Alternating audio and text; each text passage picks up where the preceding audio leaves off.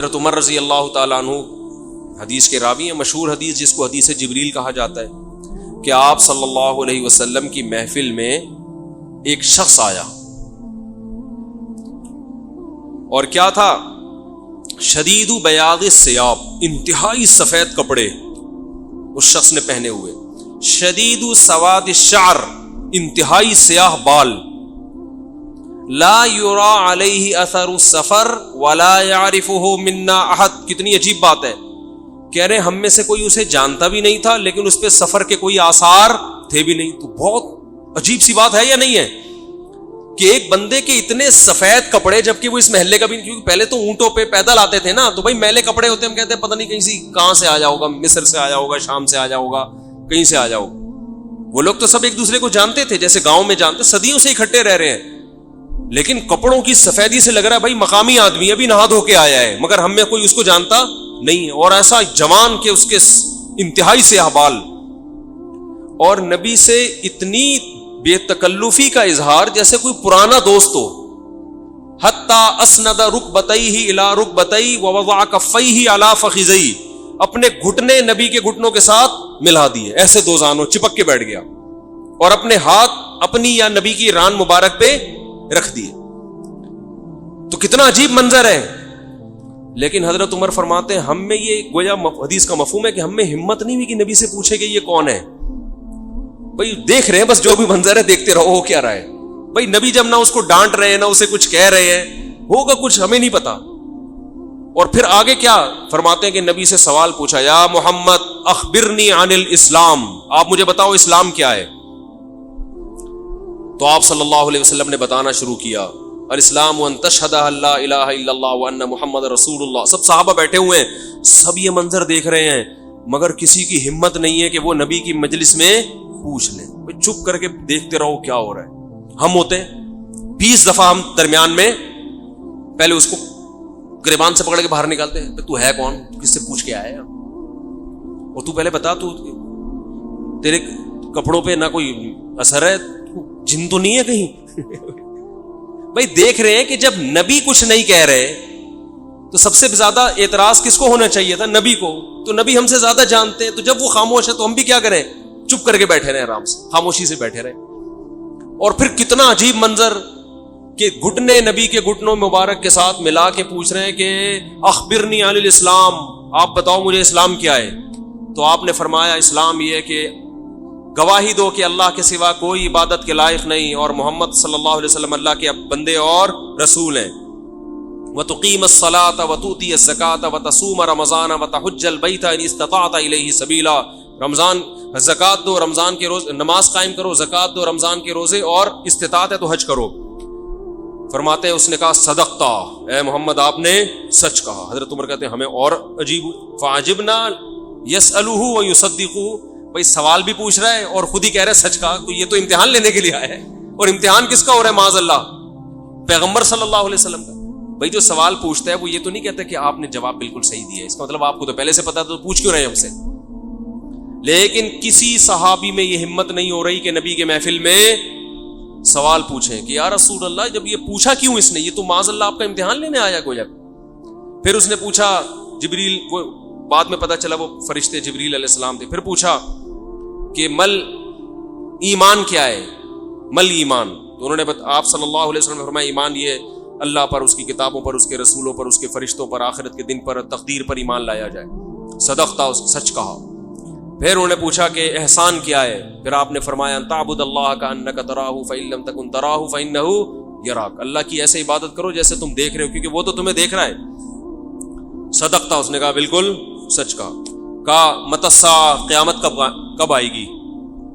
تو آپ صلی اللہ علیہ وسلم نے یہ نہیں فرمایا لا ادری، مجھے نہیں پتا، کیونکہ آپ کو معلوم تھا کہ جیسے مجھے نہیں پتا سامنے والے کو بھی نہیں پتا، سمجھ رہے ہو، یہ کسی کو بھی نہیں پتا۔ تو یہاں آپ نے جواب میں یہ نہیں کہا مجھے معلوم نہیں ہے، بلکہ آپ نے بتا دیا کہ جیسے تمہیں معلوم نہیں ہے، یہاں تم صدقتا نہیں کہہ سکتے، جیسے مجھے معلوم نہیں ہے تمہیں بھی، اس لیے آپ نے فرمایا مل مسئول عنہا بأعلم من السائل۔ عربی بڑی خاندانی زبان ہے، خدا کی قسم، عربی جو ہے نا بڑی پیاری زبان ہے, کسی کو صحیح آتی ہو تو عربی کی بلاغت کا عربی میں ہی مزہ ہے.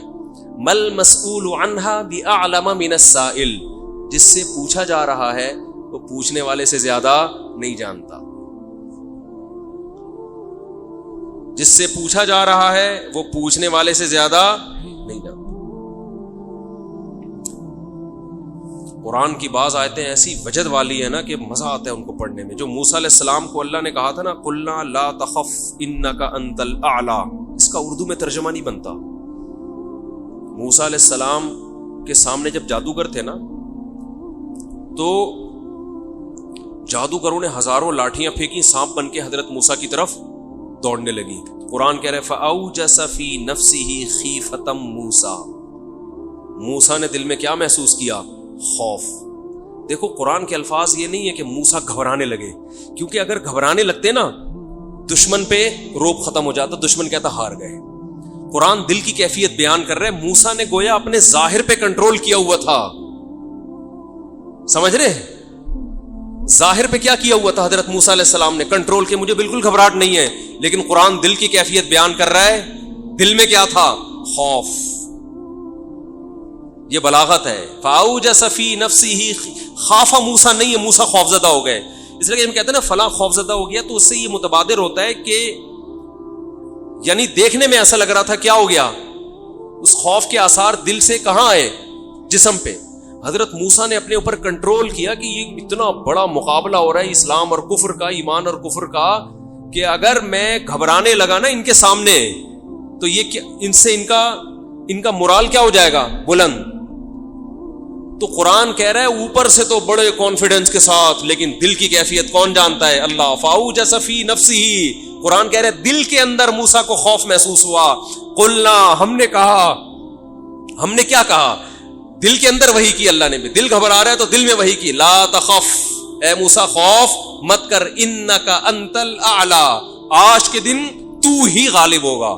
یہ نہیں کہا انک الاعلی, نا نا نا نا نا, انک الاعلی نہیں کہ تو غالب ہوگا. انک, دیکھو ان کا معنی بھی وہی ہے جو ان کا انتا ہے, کا کا مطلب بھی تو, انتا کا معنی بھی تو. تو جب ایک دفعہ کا کہہ دیا تو دوبارہ انتا کہنے کی کیا ضرورت ہے بھائی؟ ابے چھوڑو یار, رہنے تو تم لوگ کو بہت مشکل ہے بات سمجھانا. جو مجھے مزہ آ رہا ہے نا اس آیت میں وہ آپ سوچ بھی نہیں سکتے. قرآن یہ نہیں کہہ رہا انک الاعلی کہ تو کیا ہو جائے گا, تو ہی برتر ہوگا, تو ہی غالب ہوگا.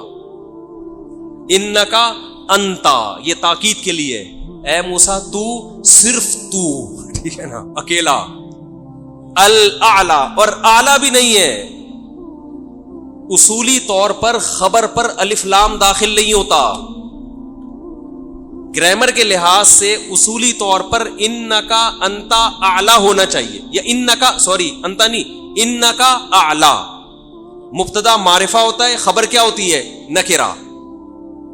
سمجھتے نہیں ہو بات, جب پڑھو گے نہیں رات کو تو سمجھو گے نہیں بات کو. انکا اعلی ہونا چاہیے, اے موسیٰ تو غالب آ جائے گا, یہ مطلب ہوگا سیدھا سیدھا ترجمہ اس.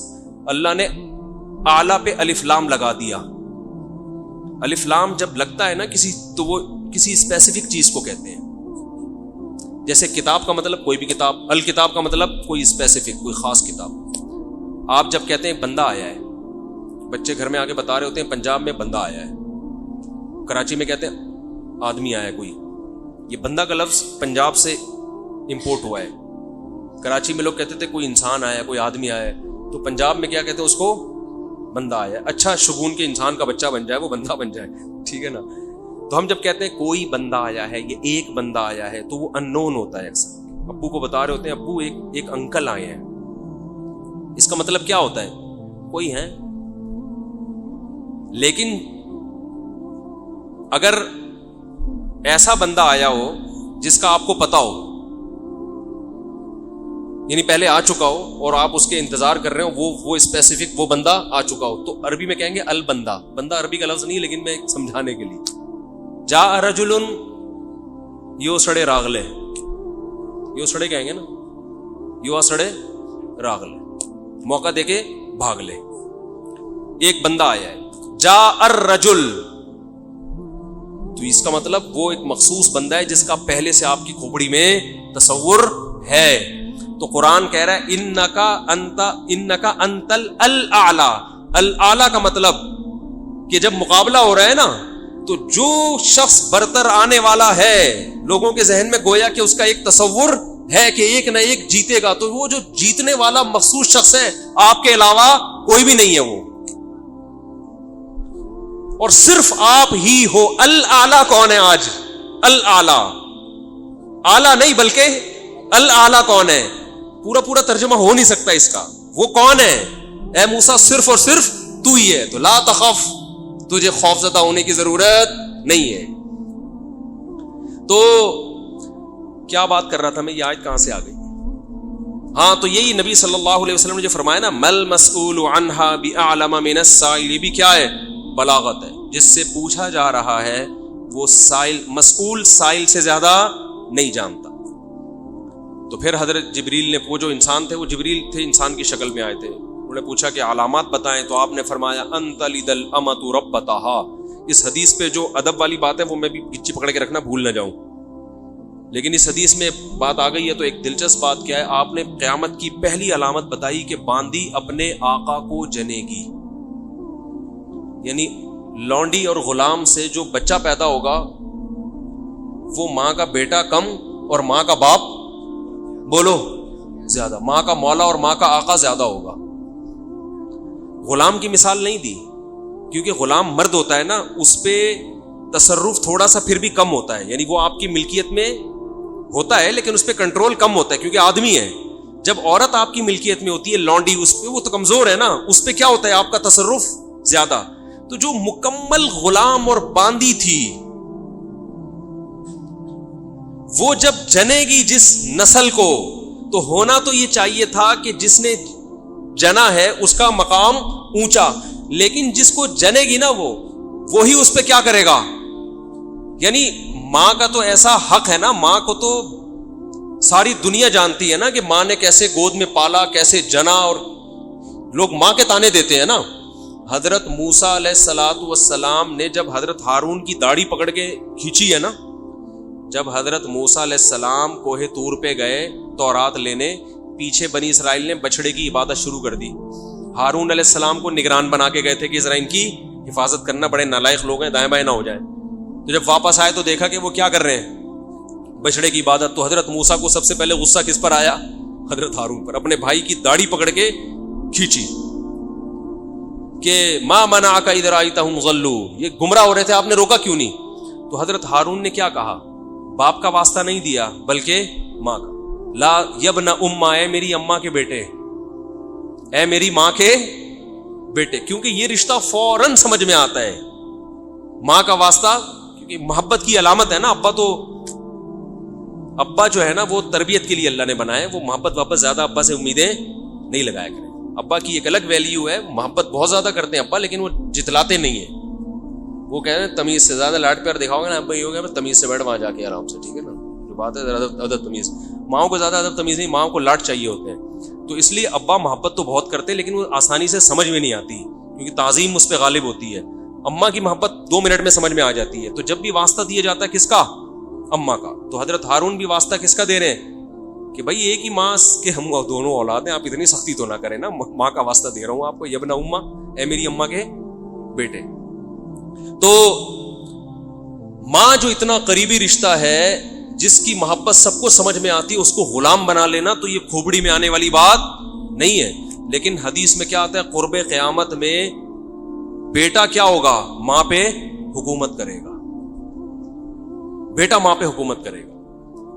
تو ہونا تو یہ چاہیے تھا کہ جو جنے, وہ جس کو آپ جن رہے ہیں وہ کوئی ایک قسم کی لونڈی غلام ہو, ماتحت ہو, لیکن الٹا حساب ہو رہا ہوگا. تو یہ بھی پتہ چل رہا ہے کہ ادب مارکیٹ سے کیا ہونا شروع ہو جائے گا, شارٹ. مطلب حدیث کا یہی ہے کہ چھوٹے جو ہے نا وہ بڑوں کی جگہ ہو جائیں گے اور بڑے, اور یہ خدا کی قسم آج اپنی آنکھوں سے میں دیکھ رہا ہوں, زیادہ تر لبرل لوگوں کے گھروں میں دیکھ رہا ہوں, دیندار گھروں میں کم. باپ اور ماں اپنے بچوں کو اسکولوں میں 15-20 ہزار روپے فیسیں دے کر بدتمیز بنا رہے ہیں باقاعدہ پیسوں کے ذریعے. یعنی اسکولوں میں پڑھا رہے, ماڈرن اسکول ہیں اور بہت ہی ماڈرن قسم کے اسکول جن میں مذہب نہیں ہے. بچہ انگلش بہت اچھی بول لیتا ہے اور ٹھیک ٹھاک فیسیں دے کے کیا کر رہے ہیں, اپنی نافرمانی پیسے دے کے سکھا رہے ہیں. آج بھی میرے پاس ایک کیس آیا, کسی کو نہیں پتا چلے گا کس کی بات ہو رہی ہے. ایک صاحب نے کہا میں نے اپنی بچی کو ایڈمیشن کروایا, میں 20-20 ہزار روپے فیسیں دے رہا ہوں اور وہ چرس پی رہی ہے, وہ پتہ نہیں کتنے لڑکوں سے دوستیاں لگا رہی ہے. تعلیم کو فوکس کرنے کے چکر میں تہذیب کا بیڑا غرق کر دیا. یعنی گویا کہ پیسے دے کے باقاعدہ کیا کیا جا رہا ہے, اپنے بچوں کو خراب کیا جا رہا ہے. تو جنا بھی خود, احسان بھی خود کیا, اور نکلا کیا رزلٹ؟ وہی آپ پہ کیا کر رہا ہے حکومت, وہ آپ کی ایک بات ماننے کے لیے تیار نہیں ہے. تو یہ وہ دور ہے جس سے ہم گزر رہے ہیں. تو اس میں بھی ادب کی تلقین کی گئی ہے. جب کچھ اس طرح کے لوگ آتے ہیں نا میرے پاس کہ باپ بیٹا بیٹھا ہوا ہوتا ہے اور باپ اپنے بیٹے کی شکایتیں کر رہا ہوتا ہے بڑے دھیمے لہجے میں کہ بچے کو غصہ نہ آ جائے, اور بیٹا جواب دے رہا ہوتا ہے بڑی اونچی آواز میں. یہ میں نے بہت دیکھ لیا ہے, بہت دیکھ لیا اپنی زندگی میں. اس سے مجھے فوراً وہ حدیث یاد آتی ہے کہ اس کو باپ ہونا چاہیے اور اس کو بیٹا. باپ کو یہ ڈر لگتا ہے کہ یار اب میری اولاد ہے, یار میں کوئی اونچی آواز سے وہ سخت ایک دم میٹر نہ گھوم جائے اس میں. دیکھو یہ اولاد کے نالائق ہونے کی علامت ہے کہ آپ نے اپنے باپ کو یہ اتھارٹی نہیں دی ہے کہ وہ آپ کو ڈانٹ سکے. اگر آپ کا باپ آپ کو ڈانٹتے ہوئے گھبراتا ہے نا, خدا کی قسم یہ باپ کے خراب ہونے کی دلیل نہیں ہے, یہ اولاد کے خراب ہونے کی دلیل ہے. یہ اولاد کے خراب, وہ ڈر لگتا ہے اس کو کہ یار کچھ بول دوں تو ایسا نہ ہو ناراض ہو جائے. میں نہیں کہہ رہا اولاد پہ بیجا سختیاں کریں یا خام خامے ڈانٹ ڈپٹ کرتے رہے, اس سے تو ڈپریشن کے مریض بنتے ہیں.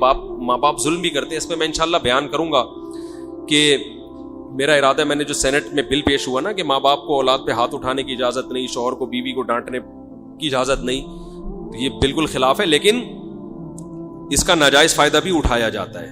تو ماں باپ کو بلا وجہ اولاد پہ ہاتھ اٹھانا شرعن جائز. آج ایک صاحب بحث کرنے لگے کہ مجھے اجازت دی ہے شریعت نے کہ میں اپنے بچے کو تھپڑ مار سکتا ہوں. میں نے کہا آپ کو اجازت شریعت نے نہیں دی ہے کہ بلا وجہ آپ اپنے بچے پہ ہاتھ اٹھائیں, اور خاص طور پہ نابالغ پہ. نابالغ کے حقوق اسلام میں بہت زیادہ ہیں. ماں کو اجازت نہیں اپنا غصہ آپ کسی اور پر ہے نکال کس پہ رہی ہے. میں نے ماؤں کو دیکھا ہے طبیعت خراب ہے جھنجلا رہی ہے, بچے کو پڑھ کے طبیعت سے کوٹ دیا اس کو بیچارہ. بعض بچے ماں کی چنگیز خان جیسی مائیں ہوتی ہیں, وہ بچے ٹھٹر کے ان کی جو گروتھ ہے نا وہی رک جاتی ہے ان کی. اتنا سختی کا ماحول انہوں نے گھر میں دیکھا ہوتا ہے. تو یہ نہ باپ کے لیے جائز ہے اور نہ ماں کے لیے. تو اس میں علماء کے واقعات بھی سناؤں گا کہ اپنی اولاد کو مارنے سے پہلے کیا ان کے اصول تھے کہ ہم زیادتی نہ کر بیٹھے. تو یہ بھی ہے. اچھا خیر, تو جلدی سے بات کو یہ سمیٹ کے ختم کرتا ہوں. یہ کیا ہو گیا. تو رسول اللہ صلی اللہ علیہ وسلم کی محفل میں حضرت جبریل آئے تو حضرت عمر فرماتے ہیں, یہ میرا بھانجا ہے, یہ کہہ رہا ہے شادی کروں گا.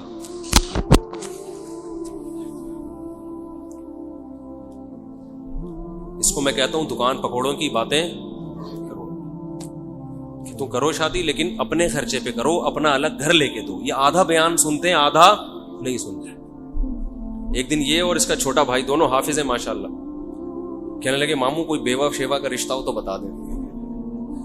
ان کے گھر میں پھڈا ہو گیا, یار یہ کیا بچے بگڑ رہے ہیں, ہم تو تربیت کے لیے بھیج رہے تھے اور یہ بچے کیا کر رہے ہیں. تو میں نے کہا جب آپ مفتی طارق مسعود کے بیان میں بھیجو گے تو یہ سوچ کے بھیجا کرو. لیکن میں نے ان سے کہتا ہوں کہ بیٹا تم آدھا سن رہے ہو آدھا نہیں سن رہے. میں نوجوانوں کو ترغیب دیتا ہوں شادی کرو, لیکن یہ نہیں کہتا کہ ابا کو فورس کرو کہ ابا اپنے خرچے پہ کرائیں. گھر بھی آپ کا اپنا ہوگا, بیگم کو کھلانے کا خرچہ بھی آپ کا اپنا ہوگا. پھر آپ 4 کرو, پھر آرڈر پہ بیوہ بنا کے کرو. ٹھیک ہے تو اچھا خیر. تو حضرت عمر رضی اللہ تعالیٰ عنہ فرماتے ہیں فلبثت ملیہ, میں نے جب یہ منظر دیکھا تو میں بہت دنوں تک ٹھہرا رہا. یعنی کچھ دن گزرنے کے بعد بھی حضرت عمر کی ہمت نہیں ہوئی کہ نبی سے پوچھے کہ یا رسول اللہ یہ کون تھے, یہ کیا ہے احترام, کہ بھئی ایسا نہ نبی صلی اللہ علیہ وسلم ناراض ہو جائیں. خود کیوں نہیں بتا رہے بھئی, یہ اہم بات ہوتی تو آپ صلی اللہ علیہ وسلم تو خود معلم تھے, خود بتاتے. تو فرماتے ہیں کچھ دن کے بعد خود نبی نے مجھ سے پوچھا کہ عمر جانتے ہو وہ شخص کون تھا؟ میں نے کہا اللہ اس کے رسول ہی زیادہ جانتے ہیں. فرمایا ہذا جبریل اتاکم یعلمکم دینکم، یہ جبریل تھے، انسانی شکل میں آئے تھے تمہیں تمہارا دین سکھانے کے لیے۔ اس سے پتہ چلتا ہے کہ تعلیم کا صرف یہ طریقہ نہیں ہے کہ استاذ بیٹھ کے بچوں کو پڑھاتا رہے سارا دن بیٹھ کے، یہ نیچرل وے آف ٹیچنگ ہے کہ ایک ماحول بنا دیا، ایک شخص آ رہا ہے، صحابہ اچھا پھر ایک تعجب کی فضا قائم کی گئی تاکہ نا ان کو یہ محفل یاد رہے۔ اگر ایسا ہی ہوتا وہ نارمل ڈریس، سفر والے ڈریس میں آتے ہیں تو یہ تو نارمل مجلس ہے، بھائی کوئی مسافر آیا ہے، ایسا ایک مخمصے میں ڈالا گیا کیونکہ جب کوئی ایسی عجیب سی محفل ہوتی ہے نا تو دماغوں میں بیٹھ جاتی ہے، اس کا ایک ایک منظر یاد رہتا ہے۔